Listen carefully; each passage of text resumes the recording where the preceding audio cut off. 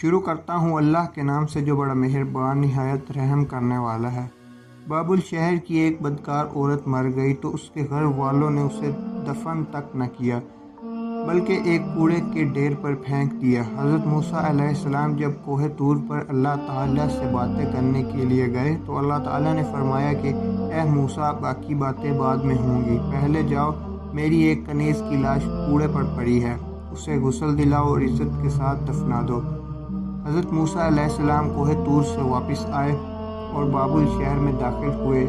تلاش کرتے کرتے ایک جگہ دیکھا کہ کوڑے پر ایک لاش پڑی ہے اور اس کے ارد گرد 4 کتے رکھوالی کر رہے ہیں تاکہ کوئی درندہ لاش کو پامال نہ کر سکے۔ حضرت موسیٰ علیہ السلام نے اس کے گھر کا پتہ پوچھا اور ان سے کہا کہ لاشوں کو اٹھانے میں میری مدد کرو۔ عورت کے گھر والوں نے کہا کہ ہم اس لاش کے قریب بھی نہیں جائیں گے، یہ ایک بدکار عورت تھی، اس نے اپنی ساری زندگی بدکاری میں گزار دی۔ پورے شہر میں کوئی بھی لاش کو اٹھانے سے انکار کر رہا تھا۔ حضرت موسیٰ علیہ السلام نے اپنے بھائی حضرت ہارون علیہ السلام کے پاس گئے اور کہا کہ لاش اٹھانے میں میری مدد کرو۔ دونوں نبیوں نے لاش کو اٹھایا۔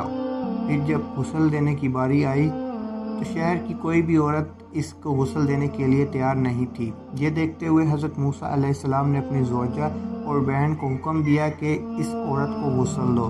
غسل کے بعد اپنے بھائی حضرت ہارون علیہ السلام کی مدد سے اس عورت کو دفن کیا۔ دفنانے کے بعد جیسے ہی آپ واپس آ رہے تھے تو شہر والے لوگ آپ کے سامنے آ گئے۔ وہ سب مل کر آپ سے کہنے لگے کہ اے موسیٰ، یا تو ہمیں اس بات کی وضاحت دو کہ ایک بدکار عورت کو اتنی عزت کیوں دے، یا پھر وہ کلمہ جو آپ صلی اللہ علیہ وآلہ وسلم نے ہمیں پڑھایا ہم آپ کو واپس کرنے آئے ہیں۔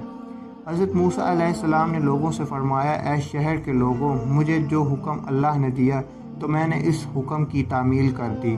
ہاں، اگلی بار جب میں کوہ طور پر گیا تو تم سب کو تمہارے اس سوال کا جواب مل جائے گا۔ یہ سن کر لوگ واپس چلے گئے۔ حضرت موسیٰ علیہ السلام کوہ طور پر گئے، فرمایا، اے میرے پروردگار، اس شہر کے لوگ مجھ سے اس بات کی وضاحت مانگتے ہیں کہ ایک بدکار عورت کو اتنی عزت سے کیوں دفن کیا گیا۔ اللہ نے فرمایا، اے موسیٰ، یہ عورت واقعی بدکار، اس کی ساری زندگی بدکاری میں گزر گئی، مگر ایک دفعہ یہ ایک ایسی جگہ سے گزر رہی تھی جہاں ایک کتا پیاس کی شدت سے مر رہا تھا۔ اس عورت کو کتے کی حالت پر رحم آ گیا، اس نے پانی کے کنویں سے اپنے کپڑے گیلے کیے اور کتے کے منہ میں نچوڑ دیے۔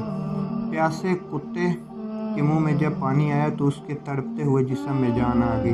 مجھے عورت کی یہ رحم دلی پسند آ گئی اور میں نے اس کے سارے گناہ معاف کر دیے اور موت کے فرشتے کو حکم دیا کہ اس کی روح قبض کر ڈالو تاکہ آئندہ بدکاری نہ کرے۔